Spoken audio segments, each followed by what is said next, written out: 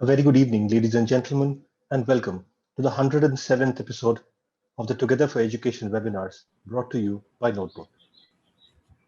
Quite some time back in April 2020, when the pandemic had just hit, we at Notebook felt that it was our duty to create a platform, a forum for educators to connect, discuss various aspects of school education, and not feel any of the isolation or depression that was setting in across the country.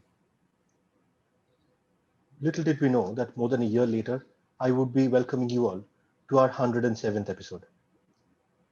This event has taken a life of its own and has spun off other events as well. For the kind of love and support it has received from each and every one of you, I thank you, and we are truly humbled from your response. We have discussed a host of topics pertaining to the school. We have spoken about curriculum, we've spoken about syllabus, we've spoken about workloads, mental health, the house system, sports and games, almost every aspect of schooling. Today, however, we step out of the school a little bit and we get inside people's houses because today's topic starts at home, sibling rivalry. However, a lot of us went to schools with our siblings. I, for one, had a younger sister in the same school that I was studying in. And well, there was quite a bit of sibling rivalry, if I'm being very honest. But this goes beyond just minor tiffs between two siblings. There are more important aspects to this. There is a lot of parenting inputs that go into managing this particular aspect of children. We have a fantastic panel lined up for you. So without much ado, let me invite our first speaker today. Our first speaker is Mr. Philip Burrett. Mr. Burrett retired as a deputy headmaster from the illustrious Doon School in Dehradun after 44 years of serving in education across various institutions. Mr. Burrett served the Doon School as housemaster, head of department, dean of activities, dean of student welfare, deputy headmaster, second master, and acting headmaster with great distinction. He also carried out a visioning exercise for the Doon School in the year 2011 through an in-depth study of a number of British public schools and various schools in the US. Mr. Burrett qualified as a leadership trainer at Wellington College, UK in the year 2000. He is also an athlete, an adventurer, and a naturalist, and we at Notebook are proud to have him as our senior advisor. Sir, thank you so much for being here. Over to you. Thank you very much, Shubhayu. Am I visible and audible? Yes, sir. Perfectly. Thank you so much. Interesting topic, I must say, Shubhayu. Well chosen. A very good evening to you, Achin, Meghna, Abhishek, Gagori, and all the Notebook team in Calcutta. Also to our esteemed panelists and our guests who have tuned in. Interesting topic, because let me on the onset say that I have three sisters, of which two are twins. So like Achin, I do know something about twins. I grew up with two. I'm also a father and also a teacher. So I've seen so many students pass through me. My two kids, I mean, my elder kids, they competed in a nice way. But while they sought help from each other, they were very different. So my son became a long distance runner. My daughter chose to do sprints. One was a breaststroker, one did crawl. So I noticed that while one inspired the other, there was also this great need to be independent and be different from the other. And that is a typical way the siblings go. Even in twins, while they may look similar, they may dress similar, a lot of what they do is similar, but sometimes in their thinking, they are very, very dissimilar. For example, my two sisters were very smart in school. I mean, they competed academically, and they're still great company. I mean, they're always in touch, even though they live in different towns in India. But they chose imperceptibly, I don't know why, the similar sort of professions. So, sibling rivalry is not something that one should take too seriously, because research has shown that 8 to 14-year-olds fight or squabble every 8 minutes. They're fighting and jostling for parents' attention. That's the main thing. Parents love and attention. And if parents are fair and show no difference between the siblings, whether they're boys or girls, things should be should iron out by the time they are 16. But I've seen sibling rivalries carry on, especially in families who have businesses, industrial families. I know personally people who are inspired and motivated by sibling rivalry, each brother trying to promote his business.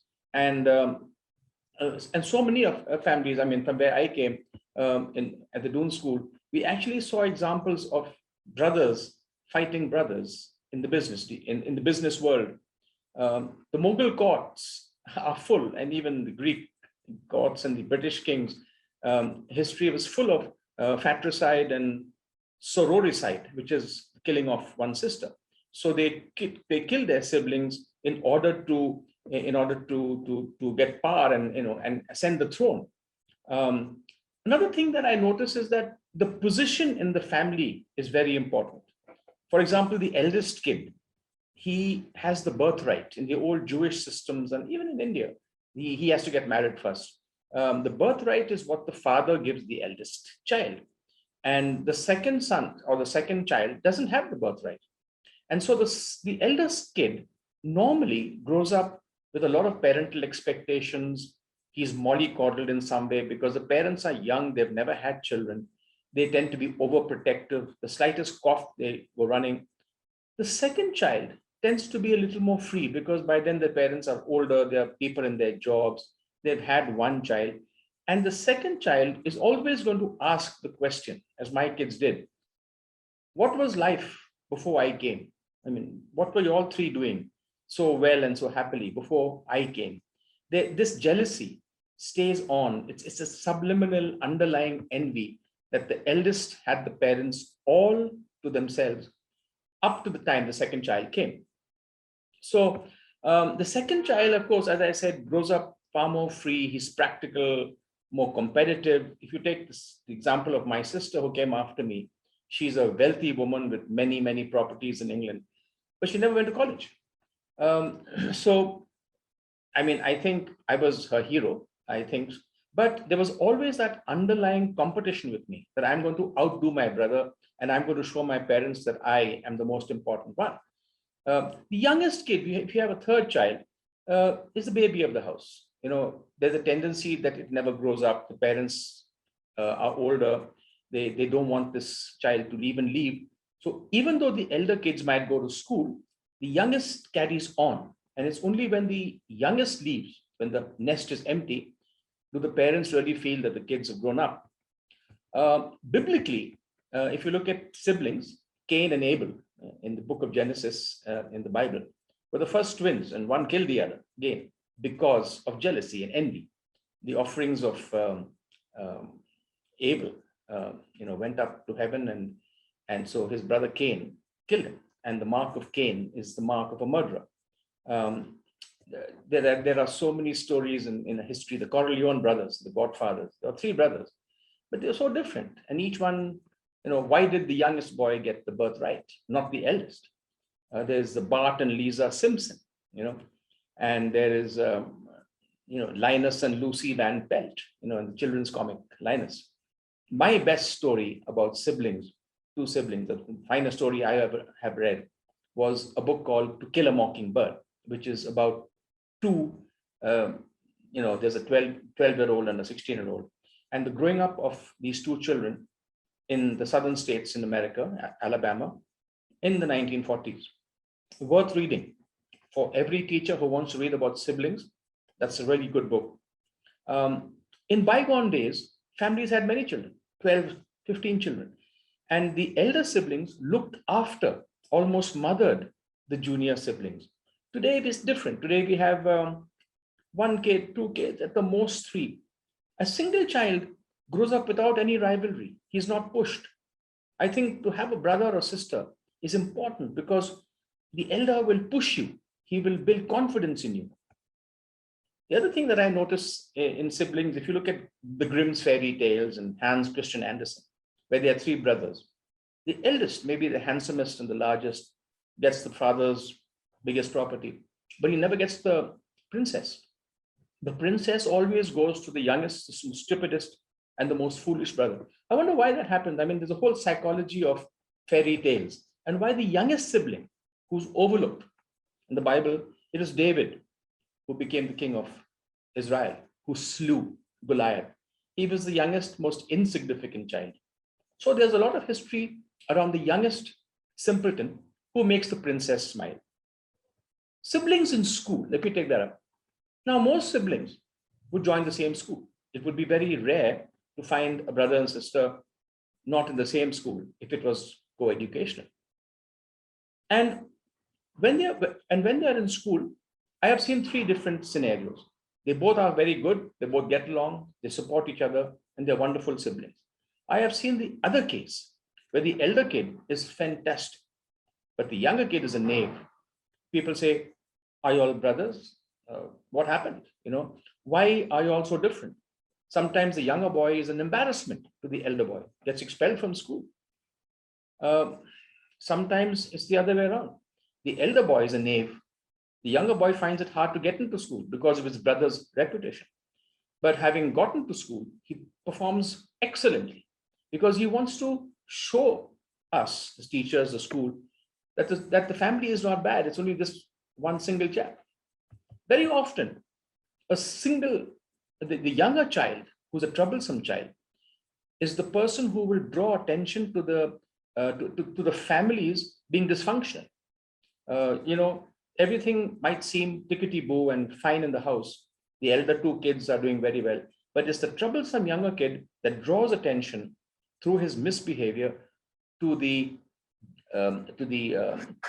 something wrong in the family, which only psychiatrists will get to know. In residential schools that I worked in, where boys join a school in class 7 and stick together in the same dormitory for 7 years, they're all siblings. They're almost like siblings. They're like a bunch of brothers. They will never sneak on each other. They have their own code of conduct. And I have seen boys even being asked to leave school because they will not sneak or tell on their friends. They have a very powerful code of honesty, code of not sneaking. I have seen very strong bonds between people who are not blood siblings. How do we handle siblings? I think it is to do with love and affection.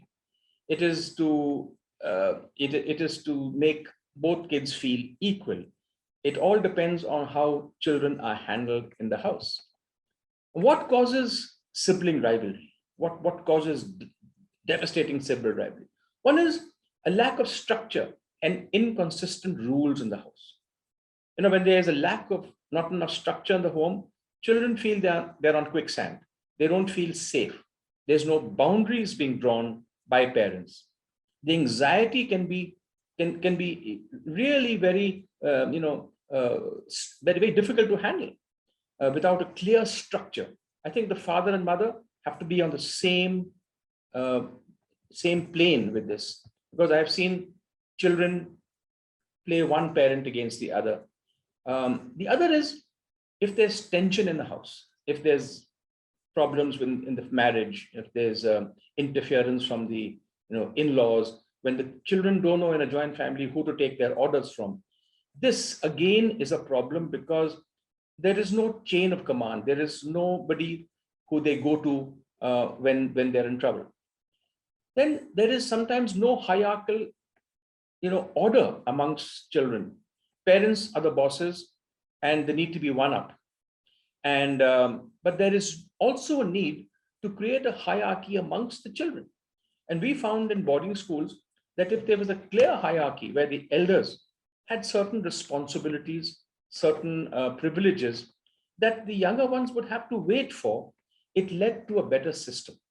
The other thing, of course, is sometimes siblings want attention from their parents, and negative attention is often better than no attention at all. So children will give any amount of trouble to be noticed. Sometimes there is a lack of problem-seeking training that parents fail to deliver.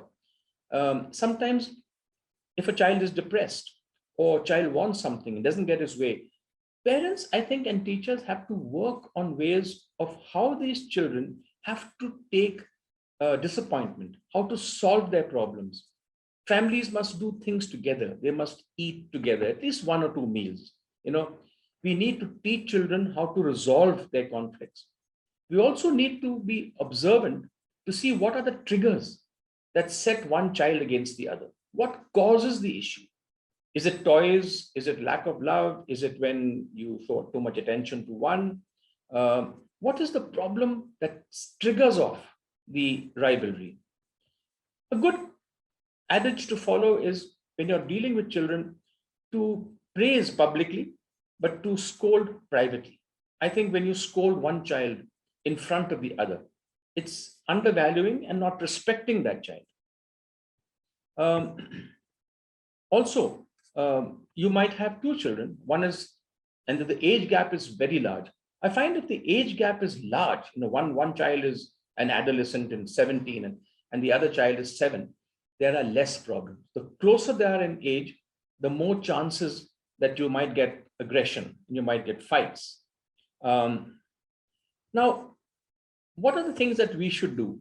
I think in India, one should be very aware that we don't treat girls very different to boys. By the time they are up to the age of 12, they're very similar. And I think girls have to be treated the way boys are treated. They have to grow up tough. At the same time, boys need to have a softness and a mellowness and a human empathy in them. So the boy has to be inculcated with the softness of a girl, the feeling side.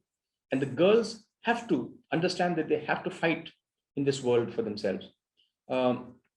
It's not only boys who are tough, girls can be tough too. I think it's important not to compare one child with the other. And this is what a lot of parents do.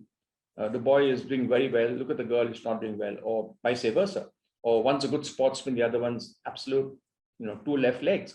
I think it's important not to compare children. Each child comes with his own skills, talents, and we have to honor that and rejoice that they're different. Sometimes parents expect their children to be just like them. Again, it is living your unfinished business, unresolved business through your children. I think children need to grow up freely without parents pushing their unresolved issues on them.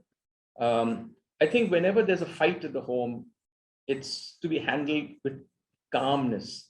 If the parents get involved and get emotional over what is happening in front of them, it's not going to help matters. I think staying calm, being in control, paying attention to what your children are doing and what causes it, as I said earlier.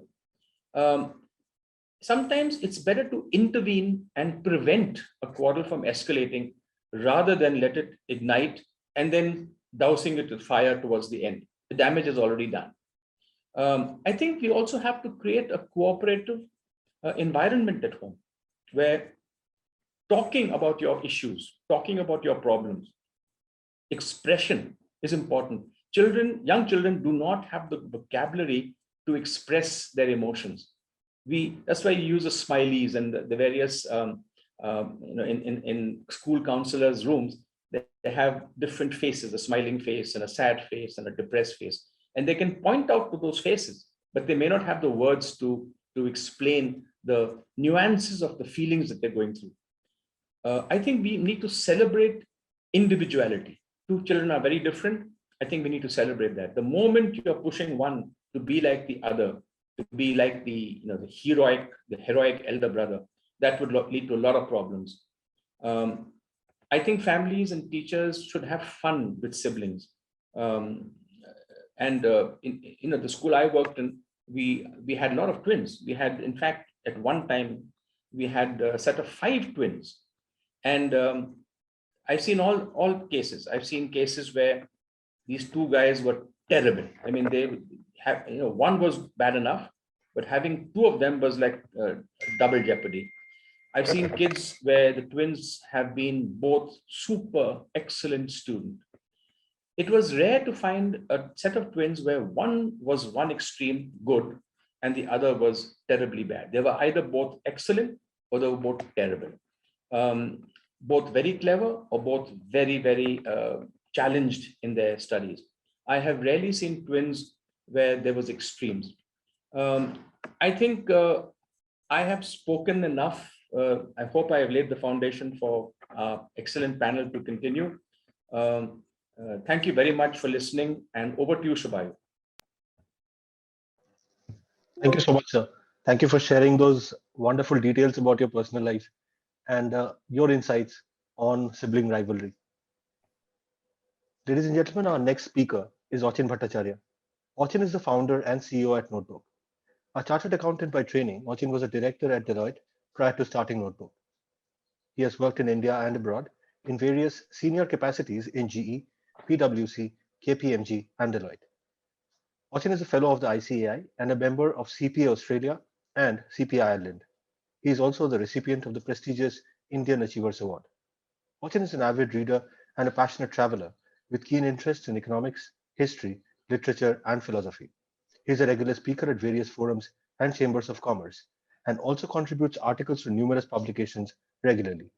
He is also on the board of some of the most renowned corporates and contributes significantly to their brand strategies. Today's topic is very, very interesting for him because Achin is also the eldest of three brothers and father to twins. Achin, over to you. Good evening, everyone. Shubha, am I audible? Yeah, Achin, loud and clear. I once again welcome all of you to today's session. Now, this particular topic, when we discuss about siblings, we'd all agree that it may just be the longest relationship of our lives, and the one that very often gives as much grief as pleasure. The sibling bond, which has long been ignored by researchers, is now thought to be one of the most important in our lives. No other peer relationship involves a shared upbringing, shared genes, and shared secrets. Studies show the importance as you get older of having friendly siblings for companionship and practical support. Now, sibling rivalry is a near universal human phenomenon. Freud viewed sibling relationship primarily in terms of rivalry for parental love. So once, while reflecting on the fierceness of children's dreams, he said, hostile feelings towards brothers and sisters must be far more frequent in childhood than the unseeing eye of the adult observer can perceive. So this particular term, this particular term, sibling rivalry, was introduced in the 1930s by US child psychiatrist David Levy. Now, Levy, and this is very interesting, Levy practiced a therapy called play therapy, in which children were given celluloid dolls, which they were told represented their younger sibling and breastfeeding mother, and encouraged to act out their feelings from, with regard to their sibling. The usual result was a fierce and homicidal attack on the dolls. Now, Levy reproduced this response using play therapy with Guatemalan Indians, and so did his colleagues working with native Argentinians. So, post this research, Levy said that the aggressive response to the new baby is so typical that it is safe to say it is a common feature of human life. So the extent of sibling rivalry is complex and appears to vary with birth order, parental response, another thing which is very, very important, and also a lot of external factors. Also, households where there is a strong marital relationship has been shown to predict older siblings' ability to regulate sibling jealousy. So I think parents' relationship also is a very important factor. So, but this rivalry can vary in intensity from annoyance to unfortunately cases of murderous rage. So even if you look at, for instance, if we look at birds and animals, siblicide occurs in some birds, notably eagles, and some animals like spotted hyenas. Although wolf and lion cubs, in contrast, tend to protect siblings and not attack them. Now, today, if you look at history, there are many instances from history itself and from times immemorial where we come across sibling rivalry. Burrett sir mentioned a few. Likewise, I think the most prominent instance, if you look at historical combat, prehistoric times, if you look at either the Mahabharata, Purana, Buddhism, for instance, the greatest ever sibling rivalry that anybody can think of is that of Devas and Asuras, born out of the same father, sage Kashyap. Their rivalry continued from the source because the rivalry between their respective mothers, Aditi and Diti, Diti the mother of Daityas, daughter of Daksha Prajapati. Actually, the competitive feeling did not exist only with Aditi and Diti. It also extended to many of Prajapati daughters. So, for instance, we have read about Vinata, mother of Garuda and Aruna, Kadru, mother of Nagas, and Danu, mother of Danavas. So we have seen this. Even for instance, Ramayana, we have seen the conflict between Rawan and Bibhishan. Mahabharata, the entire Mahabharata is based on the conflict between Kauravas and Pandavas. In Buddhism too, where Lord Buddha preached love to the world, but he had animosity with his own brother, Devdutt. So occasionally, real life instances of sibling rivalry we have come across these instances in media, mass media. For instance, we have seen in the world of sports, same sport being played by two siblings. Say, for example, we have seen famous in the world of tennis, Venus and Serena Williams, American football players, Peyton and Ellie Manning. We have seen musicians, Liam and Noel of Oasis, a turbulent relationship. We have seen Ray and Dave Davis of Kings. In the world of politics, Ed and David Miliband are likewise portrayed as having a strained relationship after Ed narrowly defeated David in the final round of 2010 Labour Party leadership elections in UK. So we understand that right from starting from prehistoric times till today's age, it's prevalent. But some parents live in denial. Some parents are reluctant to acknowledge sibling rivalry. For instance, there was a research which was done wherein the mother of boys aged 2 and 4 and who had very recently given birth to her third child, who was a daughter, a girl, when asked about sibling jealousy, she denied any. She said, no, I don't believe that there is something like that. However, she admitted that the boys did come up and cuddle up to her when she was breastfeeding the newborn. Now the baby would soon start to cry the moment her brothers came. And why so? And the mother said she eventually realized the boys were each pinching one of the baby's feet. If one way of coping with sibling jealousy is denial, another is avoidance. For instance, China's one family, one child policy was designed to address poverty in a large population, but had fascinating effects on family life. One was that soon one child had 4 grandparents who each had only one grandchild. So the grandparents often competed with each other in a way that closely resembled sibling rivalry. Another was that children did not have siblings, so sibling rivalry was naturally avoided.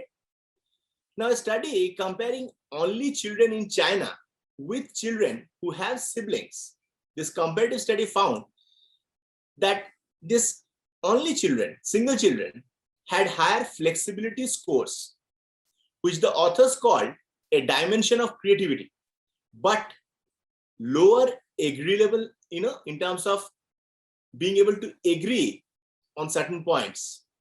With regard to handling differences, they had lower scores. A reflection of personality. So creative, but selfish.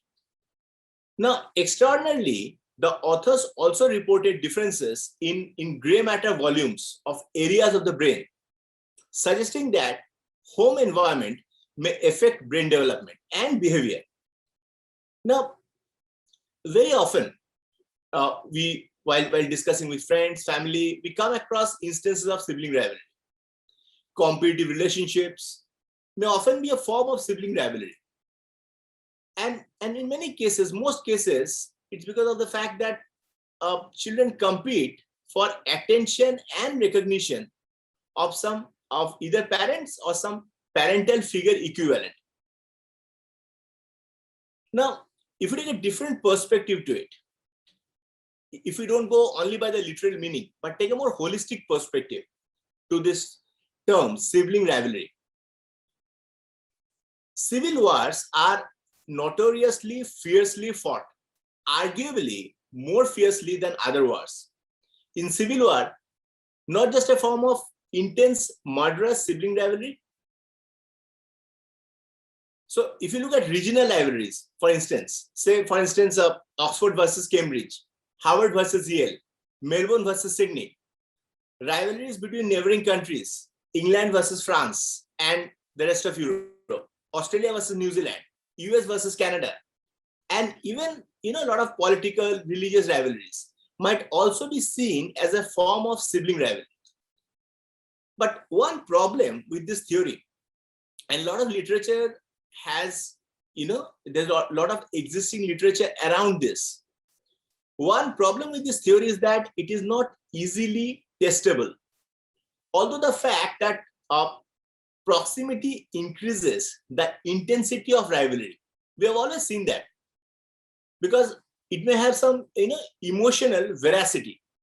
More important is whether or not the theory provides useful insights. But we may argue that recognizing that the intensity of such rivalries is analogous to the way we squabble and fight with our siblings may help us to be more reflective and more likely to seek negotiated compromises. Now, practically, most children do not kill their siblings, however annoying they are, but find ways of tolerating and living with them, and even loving them. Now, however, as I said, that this is a universal phenomenon. Now, over the last 30 years, researchers have made considerable progress in understanding the impact of interparental relationship, say, for example, including couple and co-parental conflict on youth adjustment. Now, in contrast, a far fewer efforts have been made to illuminate a third but equally significant family relationship, which is the relationship between siblings. Now, other factors like, for instance, birth order and age difference between siblings may create a hierarchical and dynamic order. In that, very often we see older siblings are more likely to serve as models. Burrett also mentioned this, like, for instance, sources of advice. And also, more important, in those cultures where the role of older and younger sister and brothers are defined, are prescribed. Now, a number of studies have documented gender differences in relationship quality. For instance, they find that sister-sister pairs tend to be most intimate. The relationship between sisters has been considered as the most intimate, and pairs that include a brother involve more conflicts. Now, the intensity of sibling ties also holds positive benefits for children. For instance, beginning in early childhood, this interaction with siblings, it really provides for an arena for developing and practicing relationship skills. Because supportive sibling relationships may provide the qualities and skills needed for successful friend and other relationships once the child goes out facing the larger world. Because if we discuss about adjustment, very often we have seen that researchers have established link between mental and behavioral health characteristic of one sibling and those of the other. While discussing this, another theory that we need to mention, which we have discussed in this forum previously, is with regard to the very popular theory of Albert Bandura. From this perspective, because see, if you look at individual learning new behaviors, developing attitude and belief through observation, through observing what others are doing, and subsequent imitation of models, particularly those who are powerful, warm, and similar to themselves. We have discussed this, the entire thing with regard to Bandura's theory, with regard to how children were mimicking that behavior, with regard to how the entire ball doll experiment. Now, in this respect, siblings, particularly older siblings, are like models for the younger ones, but by virtue of their high status position within the family and their role as providers of support and advice. So naturally, they are seen as role models and more powerful by the younger one. Likewise, even if you look at things from a different perspective, again, it's important, I guess, that if we compare the relationship between siblings and peers, so there's a very interesting research which is done in this particular regard to see how children react to it. So if a young child is being taught something by his or her older sibling, vis-a-vis a young child being taught by a peer, an older peer. And what was the result? This is a very insightful study that explored, older siblings' influence on cognitive development. Now, young children, their older sibling, and as I told you, an older peer. And the study concluded that young children were more likely to observe, imitate, and consult their older sibling than their older peers. And older siblings were more likely than older peers to provide them with guidance spontaneously. Likewise, even in teaching sessions, older siblings provided more explanations, more positive feedback, gave the younger ones more control. So likewise, the benefits were tremendous. It was proved. Now, we have discussed about different aspects. Now, if we come to the challenges, I was going to the story in Psychology Today, which suggests that more than a third of us, if the total population of adults are considered, at least 1/3 of adults today have a distant relationship with their own siblings, brothers, sisters, as adults. And why so? Because of a childhood rivalry that never fully disappeared, that never fully was resolved. Now, while any hopes of ultimate long-term ceasefire tends to arrive only at an age when all the fight has finally deserted us, it is virtually the rule, not the exception. But why so? Because, and is it always the case? So a lot of good work has been done in this particular regard. I was going through some of them.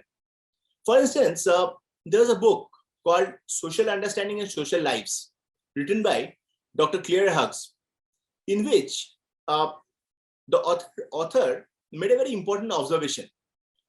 And the observation is that the more combative the siblings are, and the more they argue, and the more the older one puts the younger one down, the more they're learning complex lessons about communication and also with regard to self-control, with regard to articulation, with regard to their language. So based on, and also the author discussed about a 5-year research project into siblings, which was done by the University of Cambridge's Center for Family Research, which examined children's cognitive and social development. So they took a sample size of children between the age of 2 and 6. And they concluded that the more the children upset each other, the more they learn about regulating their emotions and how they can affect the emotion of others. So here we see the wonderful benefits of small conflicts. The fact that yes, at times they may not agree. At times there might be instances of rivalry, of one child trying to put the other one down. But how it really helps if you look at things from a more holistic or macro perspective with regard to preparing them for a larger world.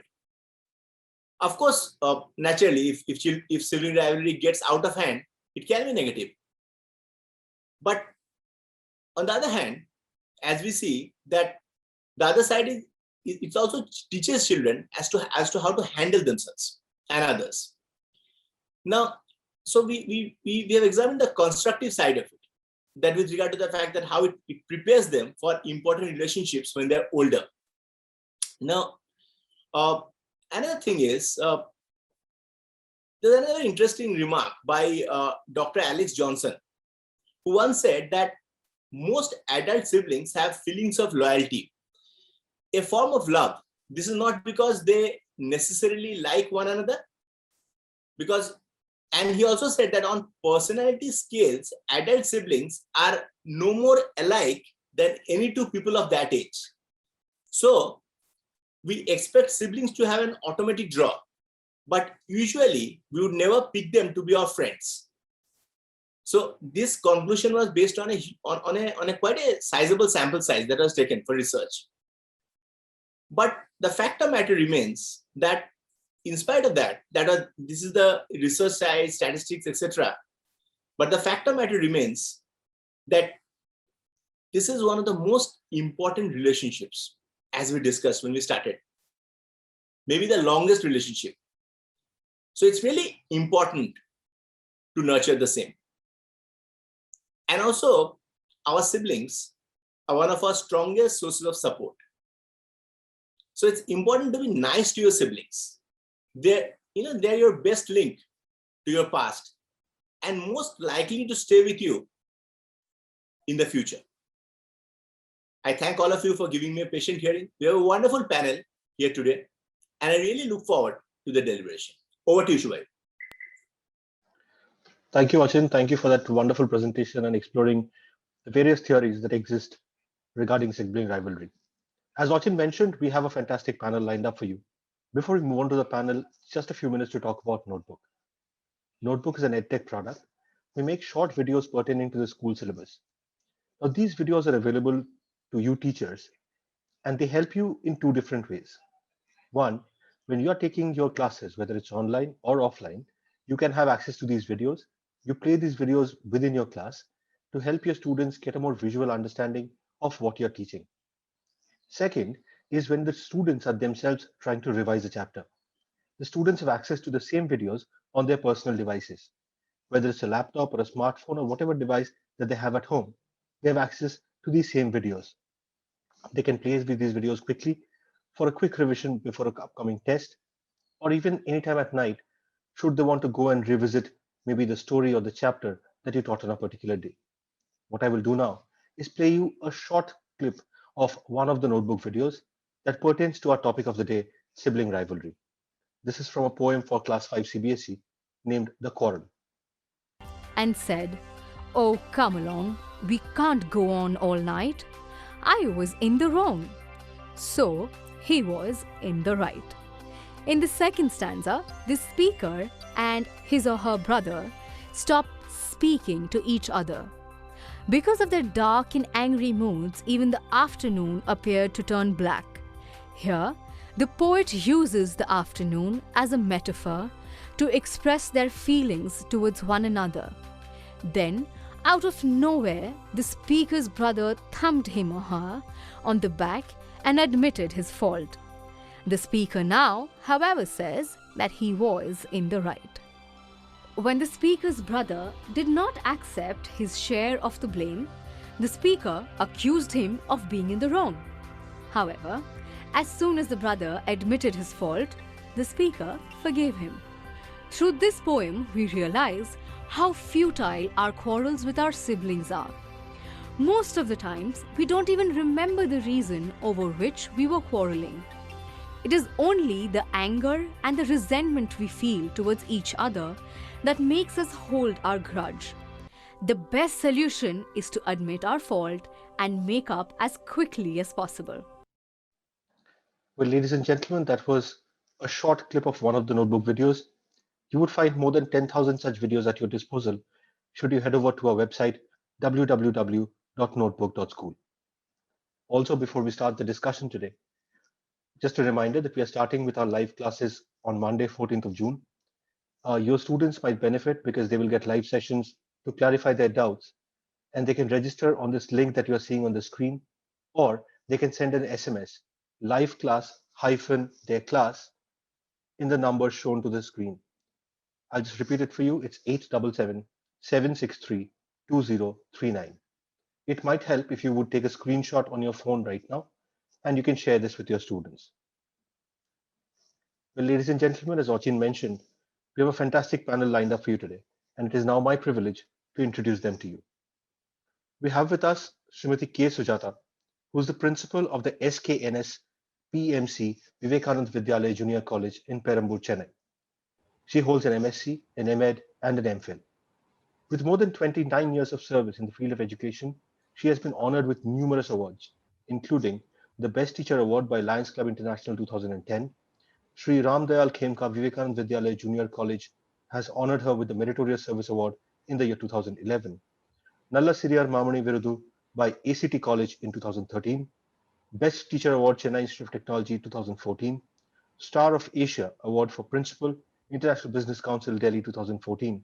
National Mahila Ratan Gold Medal Award for Principals, Indian Institute of Education and Management, Delhi in 2015. Vivekananda Education Society presented her with the Shrestacharya Award, which was honored by the Governor of Meghalaya in 2016.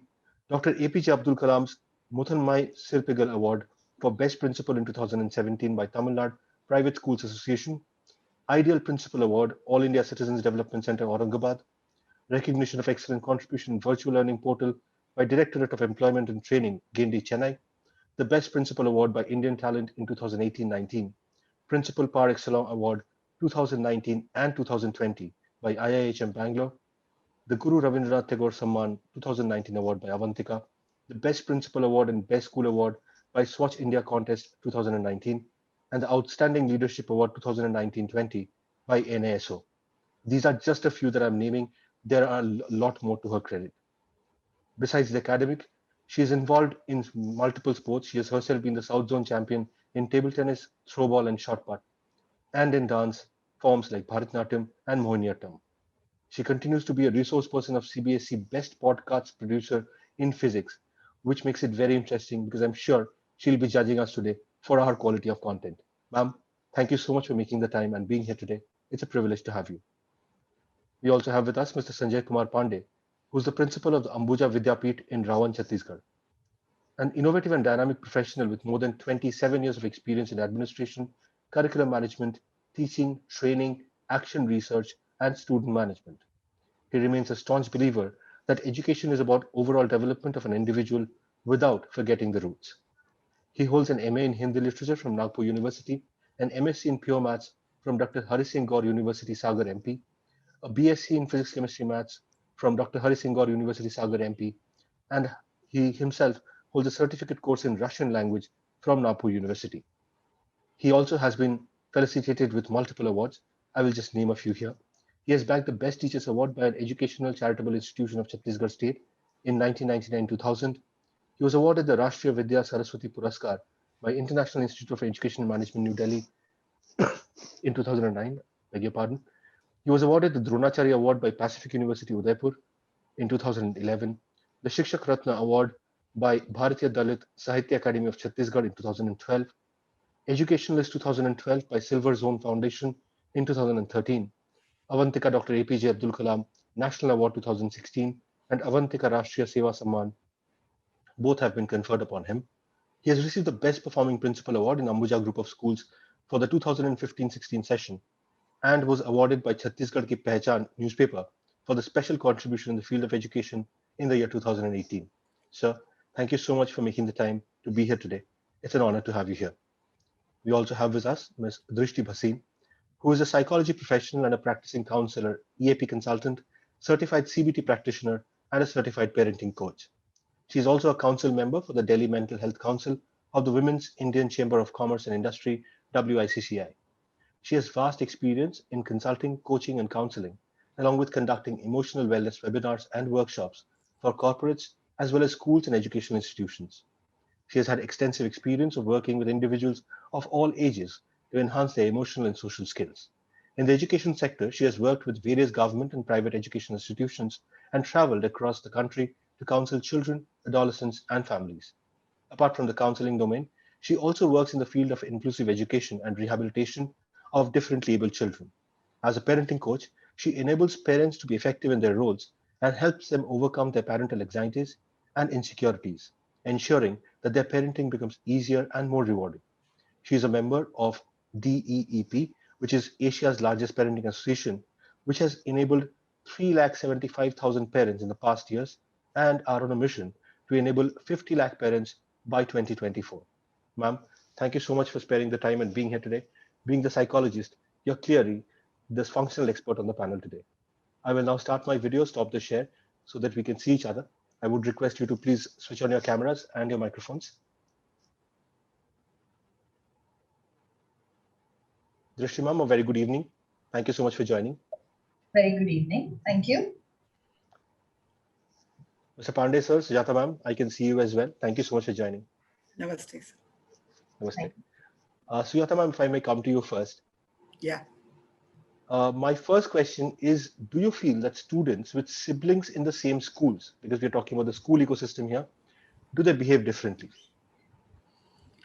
Yeah, sir. I have seen both the side. That is the rivalry I've seen between, because the teachers, they have started comparing with the elder one with the junior. So what happened is, in case if the elder one is very naughty, it has been the second one will get the trouble in dealing with the school life.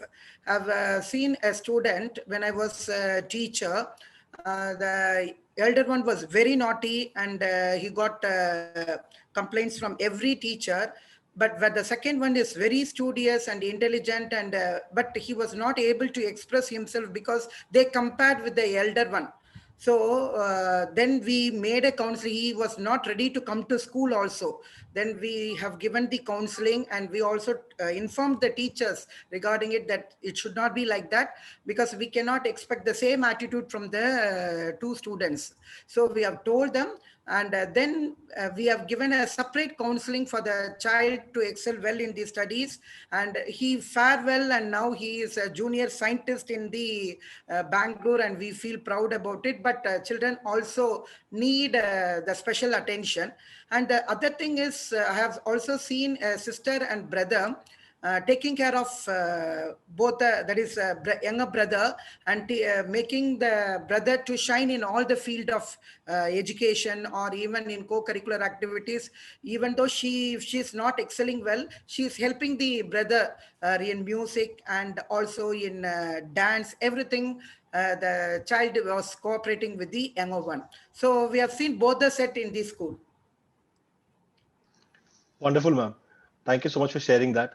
I will come to Mr. Pandey next. Sir, what about you in your school? How do you manage the issue of sibling rivalry? Do you find a lot of siblings coming to the school together? Yes. Very good evening to all of you, esteemed panelists, notebook team, and attendees. Actually, this is very common in almost all schools, and we also face this type of problem in our school. And I see both the side of the same, positive as well as negative side. Positive side, if I talk about that, if siblings are there, the younger one feels more comfortable in the presence of elder one. But at the same time, the other side is, if younger one is doing some notorious activities, so always he is scared that maybe these things can be communicated to the parents. And as already madam told, sometime there is a comparison also among the two siblings. So that should not be done at all, because we have to understand every individual is different. So of course there will be differences, And as per science also, it is true that DNA structure of the siblings are different. So if DNA structure itself is different, those are 99% it matches, but still there is a difference. So how the both the individuals can be same? So I think we need to understand it, and teaching faculty as well as the we principals also, and most importantly, this should be understood by parents as well, because these things are there which needs to be controlled more by the parents at home. Wonderful, sir. Thank you for sharing that. I myself went to school with a sister who was 5 years younger than me. So I was in class 11 when she got into class 6, which is when, the senior school teachers stepped in and they were teaching her science. I remember a set of teachers who were teaching me science were calling her Shubhayu's sister, which was a Yes, yes. huge matter of chagrin for her. She would come back home and give it off to me for being called Shubhayu's sister. Drishti ma'am, I'll come to you next. Mr. Pandey touched upon the topic of parents, and while it's true that in India we don't seek help until it's too late often, uh, how do you sensitize parents about sibling rivalry? Do they even consider it as a real thing that they need help with? Yes. So Shubhayu, as you very rightly said that, parents, do they even need that kind of sensitization? So the thing is that as long as there is more than one child, in the house, sibling rivalry is inevitable. And more than anything, if I talk to parents, because I talk to parents every day, the biggest concern that they would show is that how to manage both the kids at the same time and how to manage their rivalry. So it is definitely something that is there, right? At the same time, we need to understand one thing, that whenever we are sensitizing the parents, it's very important that we tell them that there are, although sibling rivalry, the term itself is very negative, when we talk about it, there are also certain things that can be, that are beneficial in this, okay? So I would like to touch upon that. When you're sensitizing parents, you tell them that it is an inevitable part of growing up, right? At the same time, your children are also learning something from that rivalry, from that fight, okay? So your child, when a child is in a conflict situation, the child is also learning at the same time that you have to deal with power struggles in life, okay? At the time of growing up. At the same time, they learn how to manage conflict and resolve their differences. I think that is the first time when a child, faces conflict in their own life. And you need to, at that time, the parents have to really learn the right tactics and of parenting, because that is something that may set the stage for the rest of their life, how they're going to manage the conflicts in their life, right? Now, along with that, you need to also tell the parents that your child with sibling rivalry learns assertiveness at times as well, right? Standing up for their own position when they're talking. So communication is learned through this, okay? And negotiation and compromise, which is very, very important in life to be learned. So we need to look at it. Everything has its good and bad side. So it's to be looked in a spectrum, right? So sensitization of parents, I think, should start from from this, that there's a positive side. At the same time, that your expectations, should also be very realistic from your children. Parents typically imagine that their children would be loving all the time, not fighting, they're always fair to each other, equal, but that's not possible, because as human beings, we have different personalities. One of the child may be temperamentally different from the other child, right? So to have all of these, or two or more siblings at home, there are different personalities. So there, your expectation itself need to be first realistic, that this is going to happen. Now, how do I manage that? Okay. So remembering that sibling rivalry is one inevitable, okay? And there are some benefits from fighting, namely, and that letting go of the idea first that you can eliminate sibling rivalry is very, very important, right?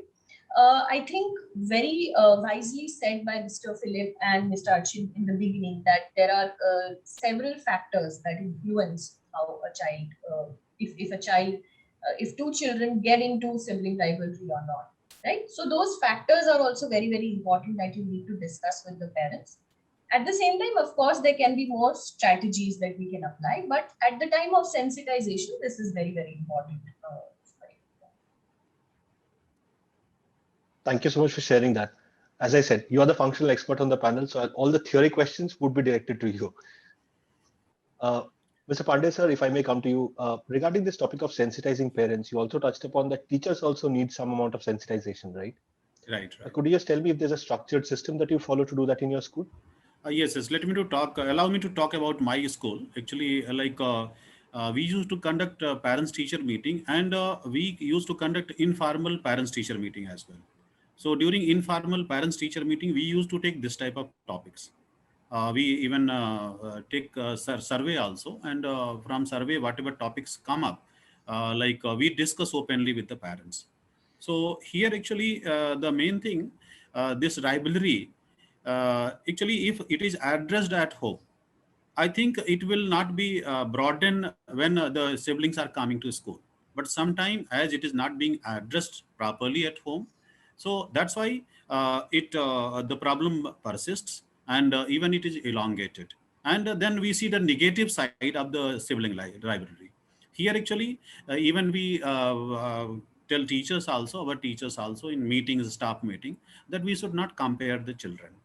And even sometime some case come to me also, that teacher calls a child in front of me, see sir, so and so behaved like this, his elder brother was there, he was very good. So that happens actually, that is the common tendency, but we try to control, and of course this should not be done. So this way we do, and informal PTMs, we discuss a lot with the parents. See, there are certain regions, let me just allow me to elaborate. Like what happens, the first child, whoever is born in the family, becomes center of attraction, and there is a very less scope for the second child. And if there is a third child also in the family, then again scope is limited. So in this way, what is happening, parents are not able to give sufficient amount of time to all the kids, and that way the kids feel that they are not equally important for the parent, and here starts the sibling rivalry. Sometimes what happens, the parents also, because they don't have time, like wife, husband, they both are working, so they leave the younger child in the supervision of elder child. Now sometime the younger child does not listen, younger child does not listen to the elder one, so elder one start beating. So from here the problem starts. So I think if the parents are taking well care of these things, they spare good amount of time.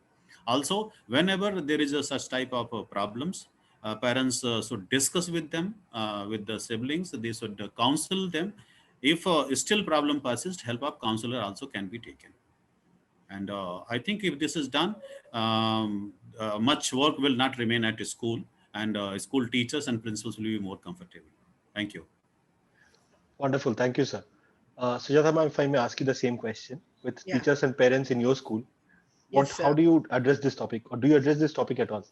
Yes. We have a parents meeting, and apart from that, we conduct parental education for the parents.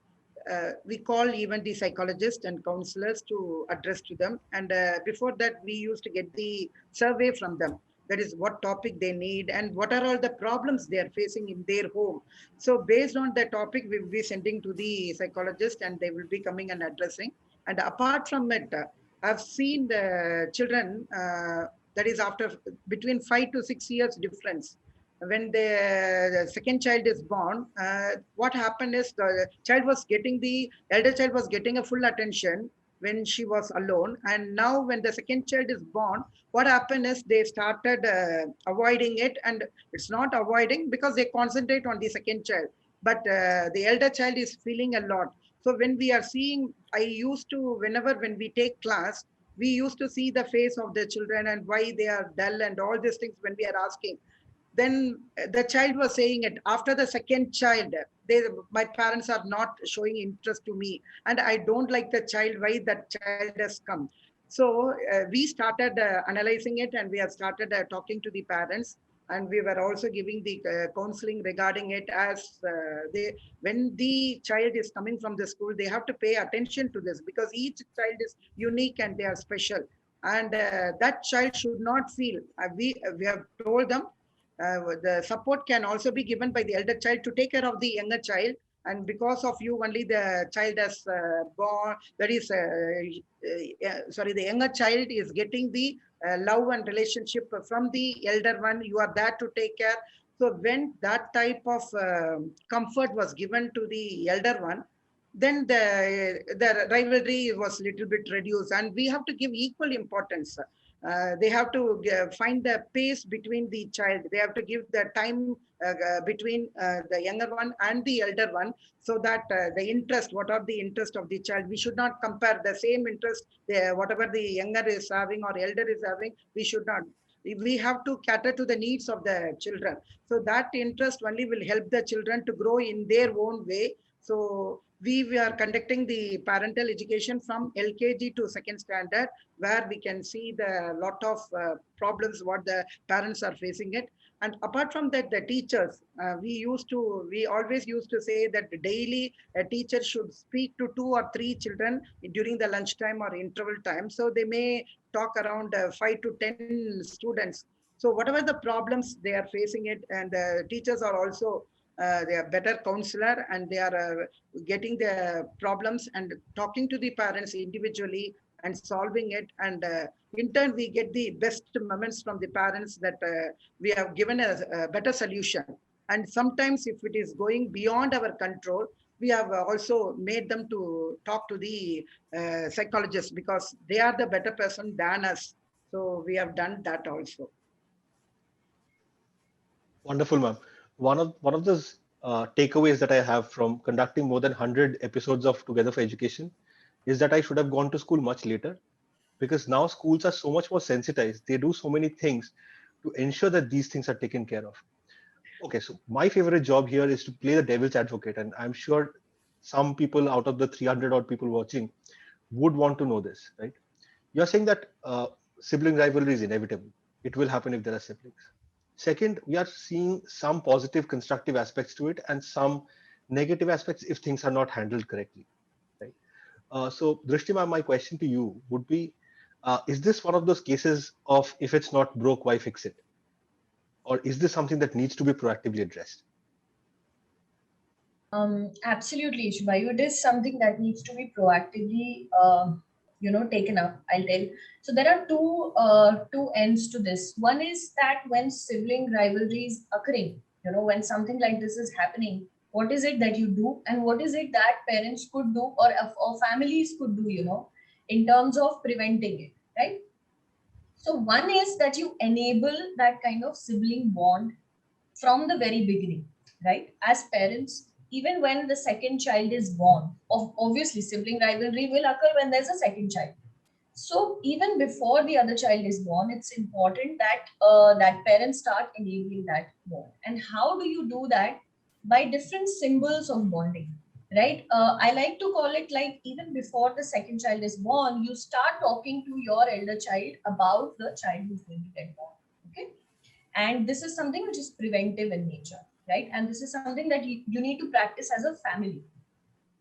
Also, while the children are growing up together, so as everybody said that there are age differences also that matter. So if there are toddlers at home, then there'll be a different kind of sibling rivalry going on. It will be more related to property, right?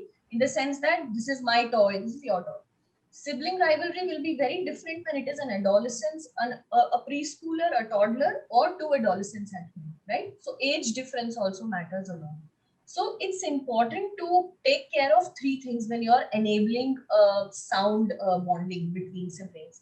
Is that the visual cues have to be very strong. So children respond to 3 things. Mostly we as people either respond to visual cues, auditory cues, or to kinesthetic cues.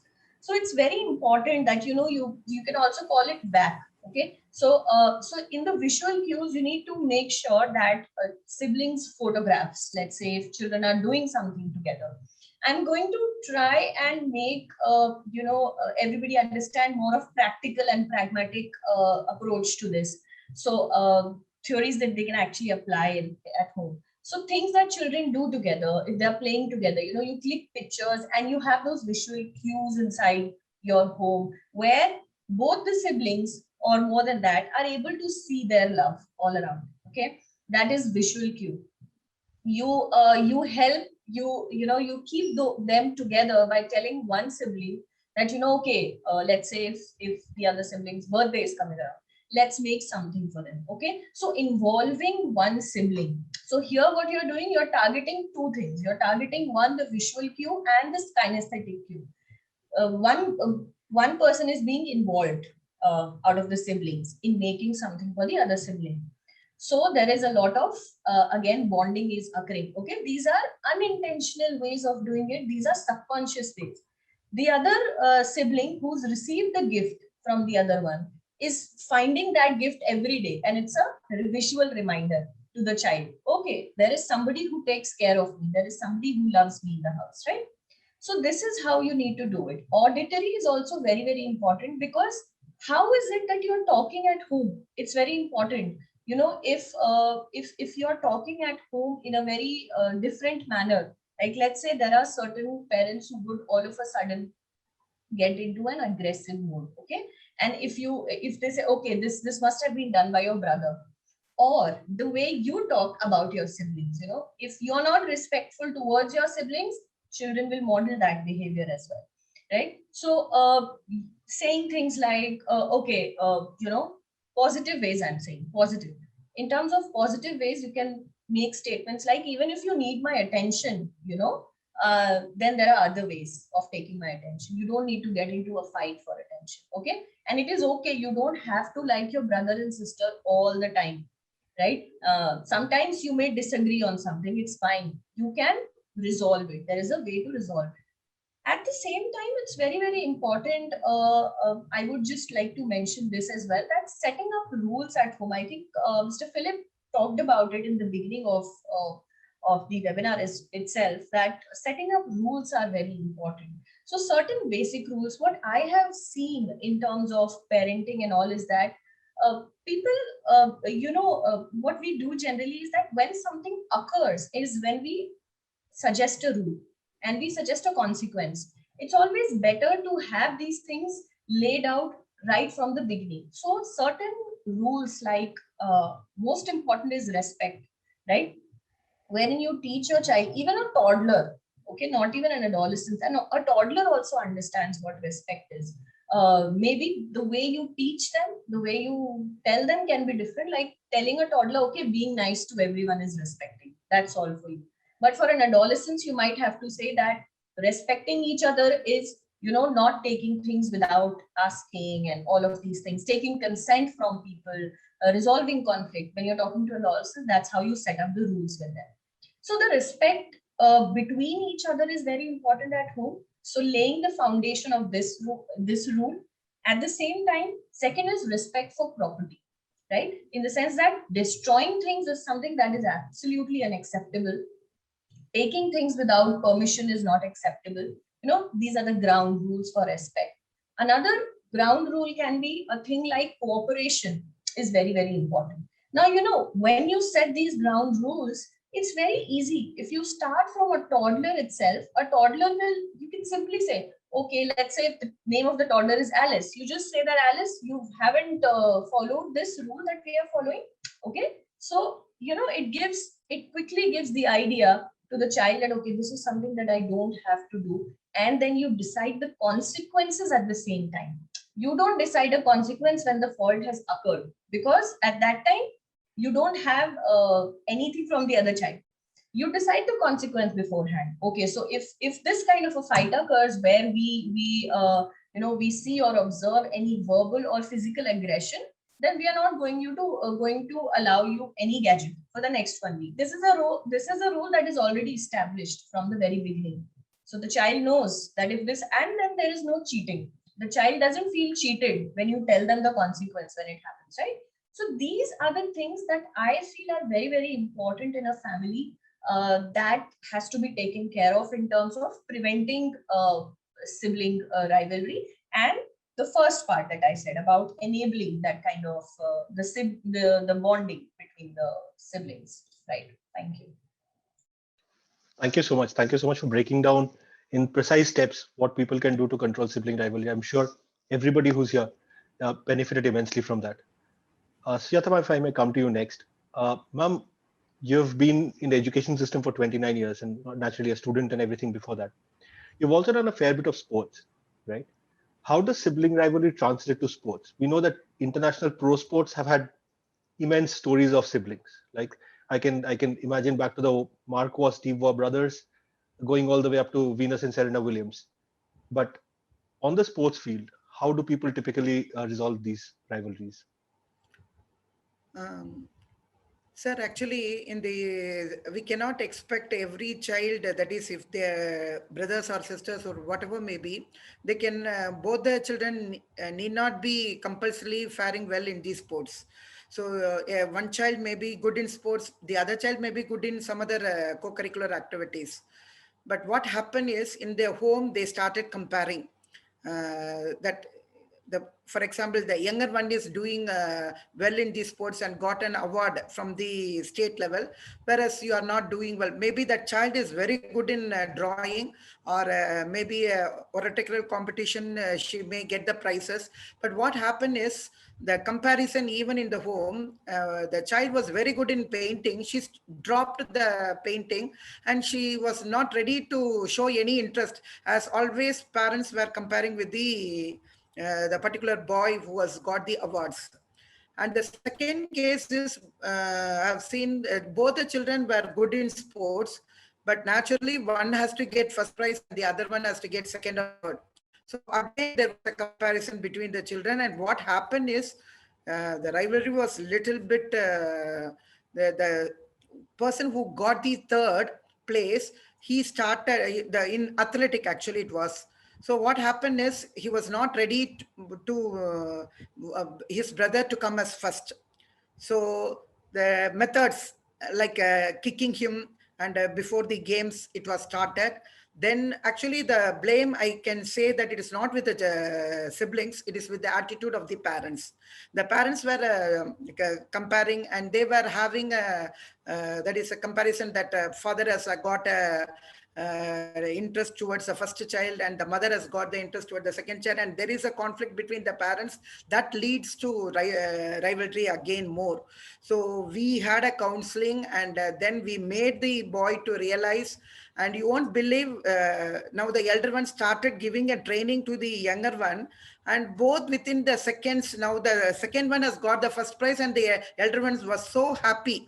So I can say that the children are children. Only thing is, as ma'am has already told about the respect and attitude. See, we have to set the role model. The children are seeing the parents in their home. So actually the parents has to set the role model in before the children. They should not shout, or they should not fight, and they should not compare the children. So once we gave the counseling, as well as given the counseling even to the students, and now we found that both the children are faring well in the sports, and they have gone to the national level. It's 4 years back, and they were selected even in SDFI. Both of them were selected in SDFI. So in these sports, we have to thank our physical education masters also, where they have been a very good counselor. Wherever the problem arises, immediately they are bringing to us, and we can talk to the parents, and sometimes they talk to the children, and they also motivate them. They should not lose the interest, and all the children cannot fare well, but they have got interest to play the games and all. But immediately what the parents say is, the child is not getting any prize, and why he wants to go and waste the time in these sports? Let him study and get good marks. So these problems are all we are facing it. So we are giving a proper counseling wherever necessary. So that is the thing we see about it. But children need a good counselor, I have to say, and we generally counsel the parents more than the children. That is the thing which is happening in our school. Wonderful, ma'am. Thank you so much. Drishti, ma'am, I'll just bug you once for one of the questions that we have come from the attendees. There's a case where the elder the sibling, it's an elder son, told the younger son that they want to play together. The younger son has outrightly refused the elder son, right? And now the elder son is feeling bad, getting angry, getting tensed. What should be done about this? Okay. So so this is a situation where probably there is a lot of past involved as well. wherein probably they must have gotten into a fight earlier or something, because of which the one of the kid is denied to be part of the game. Now, I would just like to mention few things here, that whenever there is a fight or there is this kind of a conflict that occurs between children at home, parents are under the dilemma what to do. Whether should we get involved in it or let them solve it, what to do, where does our role come into play? Because during our time, a lot of times our parents used to tell us that, you resolve it within yourself. It's not about us anymore, right? Or they would side ways with one another, right? So who is the correct one and all? So these are the things that we need to take into consideration when children are in a conflict situation. Here, the child clearly doesn't have that kind of bonding with the other sibling, right? Now that is not there. So whenever possible, if there is a conflict situation, don't get involved unless there is any danger of physical harm that is there. Okay, as a parent, it is important that whenever you are getting involved into a conflict such as this, right? So you separate out kids and you tell them that what is the reason. It's important. It's also important to know why is the other son, I think it's the elder son, right, is refusing to play. So you need to sit with the elder son and understand that what is the reason. I'm sure there is a reason why is he saying no. Maybe because he feels that the child is not respecting me or something like that, right? So it's important to give them a cool off time first. Oh, it's okay. They have taken a decision. Respect the decision. Tell the smaller child that you need to respect the decision of the elder one. At the same time, there's a strategy that I tell parents, which is called as the notepad pencil one story technique. Okay, so what they can do is that have children, both of them, work together to come up with a story that they are both living. Okay, one is the story that the smaller child is living, and the one is the story that the elder child wants on this perspective on which the conflict is happening. Okay, so what happens is when both of them write a story, this process helps them to see the other person's perspective, and this is how you can have the learning from understanding each other's perspective. So this is important, and the parents have to be a facilitator. They have to kind of coach them through problems. Doesn't mean that they always have to figure out everything for the child. That's very, very important, and not putting the blame on any one of them. So in this situation, talking to the child, being more like a coach to them, and it's not always possible to be fair and equal. So to understand that from the child's perspective, maybe the elder son will understand when there is more proper communication between both the children and the parents, right? So using this small technique you may be able to help them out, is what I would suggest in this case. Wonderful, ma'am. Thank you. Thank you so much for that advice. We are almost out of town. I'll just go one round the table. I'll start with you, Mr. Pandey, sir. I'm looking for personal anecdotes or experiences. Sir, your experience with some instance of sibling rivalry. Yes, I would like to quote from my family itself, because that is I am very much familiar with the same. Actually, I am the eldest son of my parents, and it was the instance of 1994 when we were blessed with a daughter, and she was the only child in the big family. Even she was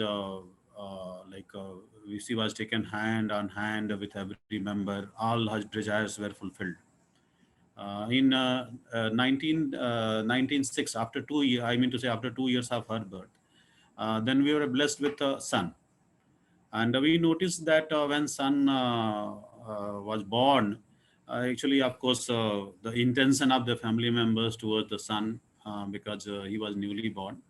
And then we noticed that she was putting the demands from her mother.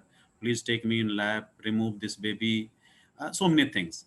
And she was getting irritated. She used to cry. And later on, we found that she got shifted from her mother. I mean to say, she was very comfortable with the grandmother. And this continues. Even we noticed that whatever toys were brought for the son, she used to snatch in spite of having so many toys. And even she used to pinch the boy. Many times she slapped also. But this continues for around 6 months. So we were also very like annoyed that what to be done. And slowly and gradually we started pairing both of them. I told wife to make her seated with the newly born baby. And then we found that some bond was developed. Even she started taking the baby, born baby in her lap. And then the bond was developed. Now they both are adults. They both are serving. I can see a good bonding between them. They are helping each other. And we found that okay, initially like for 6 months it was bad, and of course we handled it properly. My parents were also there to help, but now it's a very good, like they help each other in jobs also. They take suggestion from each other, and they prove to be a very good sibling. So this is my one of the personal experience, though there are so many, but I thought to quote this one. Thank you. Wonderful, sir. Wonderful to hear about your family. And I think being an elder brother, I can so relate to this. One of the advantages I think all of us had growing up is that we grew up mostly in joint families. So there were grandparents, that entire support system around. And I really wish to that younger students who are studying right now also have similar support systems at home. Sujatha ma'am, if I may come to you as well for the same question, a personal experience. You'll have to unmute yourself, ma'am.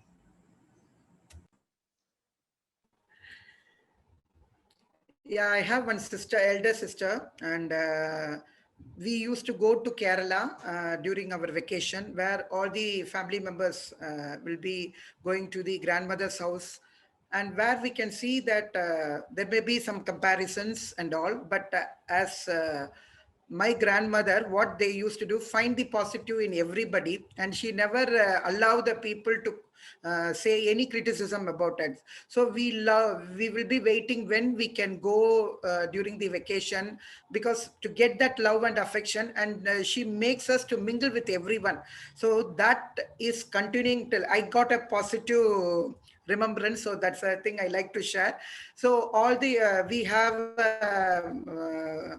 my sister and my what we can say Williama, we will be saying my mother's sister and their children, and my mother's brother children, all we will be coming to the month of May, where we will never be compared with any sort of best thing in that. But we used to play, we used to enjoy the childhood, and still it is continuing. It's because we see everything good in everything. That is the thing our elderly person has told us. So that made us to continue even in our family, and even in my parents meeting I always used to say the same thing: find good in everything, but we need not compare anything. Even late bloomer, we cannot say as a late bloomer, but we can see at least he is keeping quiet without disturbing the classes. And also if some talent is there, that talent can be brought out, and I make him to shine well in that talent. And in one meeting we have seen a parent used to compare that, and literally that parent came during the parents meeting. We used to give the skill development of the children also. So a child mother doesn't know about it, that the child is very good in yoga, and the child performed extremely well, and she was literally in tears, and whole parents just clapped it. And then only she realized that her child has also got the excellent talent. So this is what I have found it. Let us find a good in everything. And even my sisters always motivate me. To be frank, my sister is she is in fair compared to me, and always there when I go, the relatives, they used to compare, you are black, because I always to be in the ground in the sports and all. So what happened is they used to compare. So that feel me bad, and I may think that why should I go to Kerala? They are going to compare me with my color and complexion. So that also hurts the children. And so we should not compare with the skin or even the gender, boy or a girl, whatever may be. But my grandmother has corrected everything. So because of her, we are in unity, and that still it continues. So that is a pleasant memory for me, and it still continues even in my children generations also. Wonderful, ma'am. Thank you so much. So we are two for two. Two stories. Grandparents have been in a positive role in both movies. Drishti, ma'am, I'll come to you. I guess you cannot violate, patient confidentiality and tell us their stories. So you will have to fall back on a personal anecdote here. I think I cannot do that, but at the same time, I would just like to obviously very briefly share my personal experience. So I have an elder sister, and we two have a very strong bonding, of course, because as it's also established from the research, as we came to know that just now I came to know that sisters have a stronger bonding, of course, because they have gender relatability. So that is there, but at the same time, a very good bond, and we've had our own set of challenges and struggles, of course. But I would like to shift the focus a little bit on personal experiences in terms of the children that I work with in schools, right? So I have noticed, and I would like to take this platform to kind of put light on this issue, that when one of the child is gifted, okay, and there is a learning disability or any kind of a if one child is differently able, then a parent generally has to offer more attention and care towards that particular child, right? It's a proven fact, because of course that child needs more support. So here the other child may kind of, whether the child is in the same school or not, doesn't matter, the other child may feel neglected. Now in that situation, because it's not even about being gifted, we have seen that one child who is probably has less better performances than the other child always get more attention, because the parent wants that this child should also go ahead like the other one. So in that case, it's very, very important to make sure that two individuals are treated uniquely, right? So being proactive in giving that one-to-one attention directed towards their specific interest is very, very important, right? For example, if one likes to go outdoors, like take a walk, or is a very outdoor person, then make sure you take out time for that.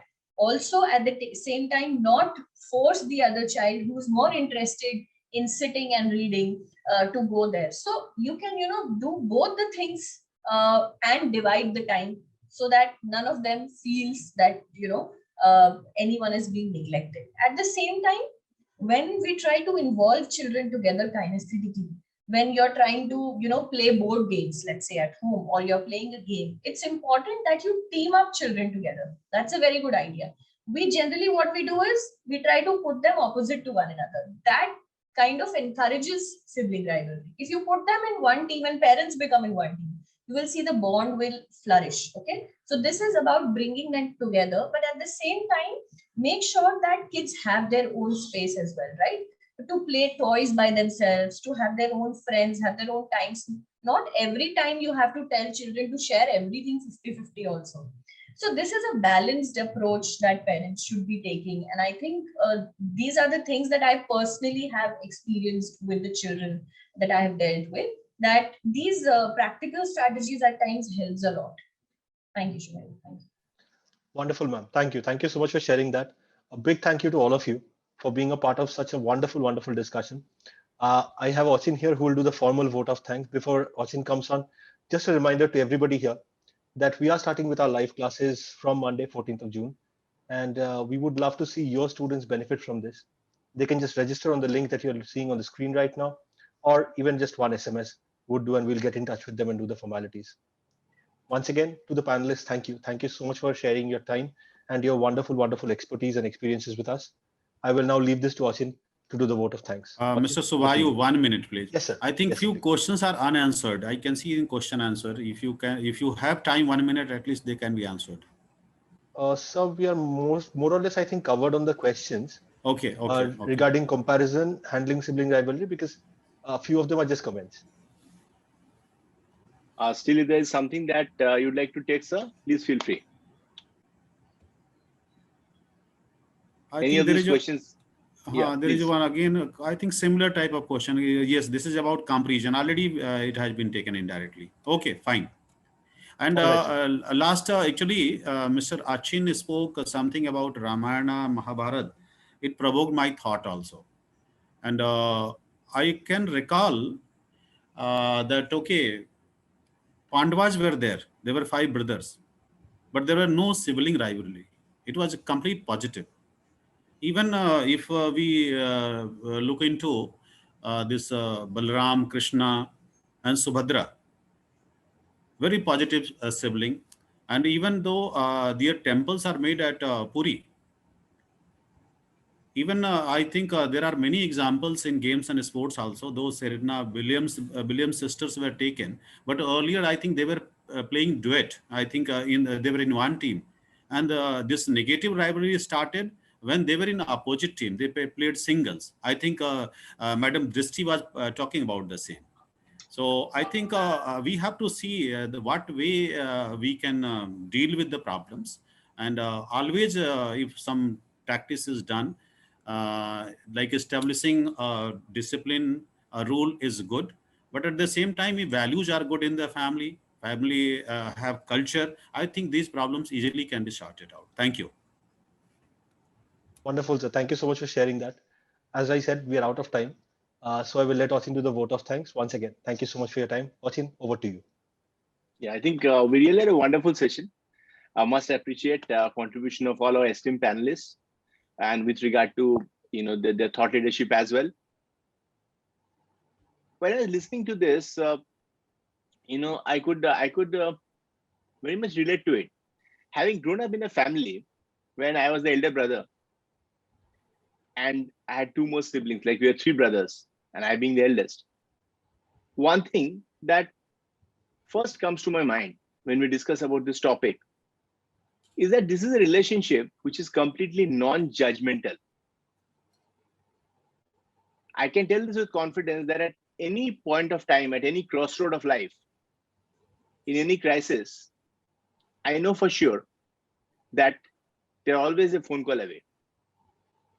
And it's a completely it's a relationship which is completely non-judgmental. I guess that's the most beautiful part of the relationship. At home, I'm a father to 4-year-old twins. And what I've seen during their growing up, during last few years, yes, I have seen instances when even when they're 1 year old, if I pick up one in my lap, the other one starts crying for attention. But I've also seen that at any point of time, now when they're 4, that if they're fighting over something very trivial, for instance, while traveling in the car, one of them wants the music to be turned on and the other one wants the music to be turned off. Any point of time, if I reprimand one, is the other one who starts crying. That's the kind of bonding they have. So I think when we discuss about the topic sibling rivalry, of course, what is very important is also to equally focus on the more positive side. And that is the whole intention of this session, to focus on the positive side, the entire sibling bond. So I really think we had a wonderful session, great thought leadership. I thank Burrett sir, as always, for giving us a great start and for setting the tone for the evening. Sir, thank you so much for your thoughts as well as for sharing your personal experience. Sanjay sir, I really thank you for your comments.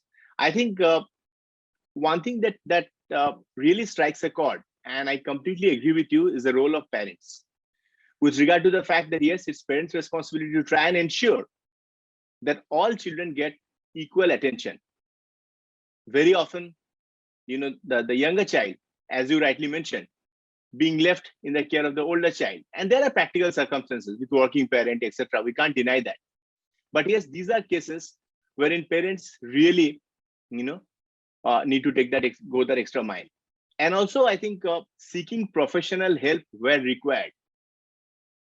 And I don't think there's anything, and this is something which I'm sure we are coming to terms with. New India is very much coming to terms with. If required, of course, we should seek professional help. And that is very, very important. So I completely agree with you on that. And with regard to my example of Mahabharata, etc., of course, that was more from a broader perspective, of course, between Pandavas and Kauravas. But as you rightly mentioned, not born from the same mother.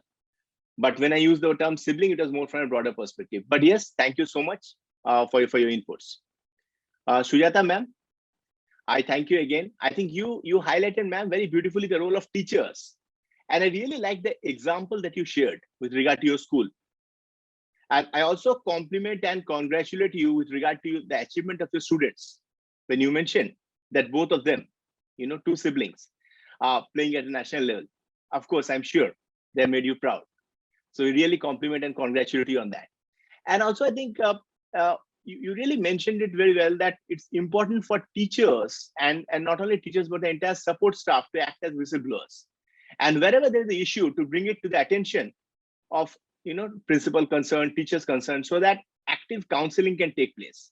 And when you use the term counseling, of course, the role of counselor is very, very important. It's important to seek professional help. But I think all of us have a responsibility that we can't deny, of coming together and ensuring that indeed we nurture with care. Drishti ma'am, thank you so much. First of all, for highlighting the positive aspect with regard to sibling bond, and also for taking us through, step by step with regard to the practical application part, with regard to how exactly it should be handled. I really think that, some of the points that you mentioned, especially, the fact that bonding as a family and also involving the other sibling in any small celebration, like a birthday or anything, that I'm sure plays a very, very important role in making them far more responsible, towards the whole thing. So I think we really had a great session, and I'm sure members of our esteemed audience today evening, as we were speaking, I saw, just now I got a report from my team that more than, I think, 375 people attended the session. So I'm sure all of them go home with great takeaways, and all thanks to our esteemed panelists. I thank all of you again. Good night and take care. Thank you. Achin. Thank you. Thank you, sir. Thank you. Thank you, sir. Thank you. Thank you. Thank you, ma'am.